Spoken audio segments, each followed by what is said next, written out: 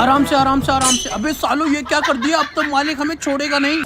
अबे फुल्लू तेरे साथ काम करने में मुझे बहुत मजा आता है। अरे मालिक मैं कारीगर ही इतना अच्छा हूँ। अबे साली ये क्या कर रहा है, तुझे यहाँ से ईंट लाने के लिए किसने बोला? सारा काम खराब कर दिया। हाँ हाँ और पीछे और पीछे और पीछे और बस बस रुक जा सबे साले पूरी दीवार गिरा दी तूने। एक काम ढंग से नहीं होता। देखो इस बार कोई गलती नहीं होनी चाहिए। अबे हरामखोरो पकड़ो पकड़ो पकड़ो। अब तो पक्का मालिक नौकरी से निकाल देगा। काम हो गया बेटा, नीचे आ जा।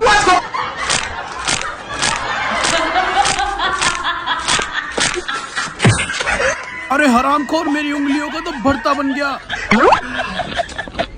चलो ना पापा, तुम तो फालतू में टेंशन ले रहे हो।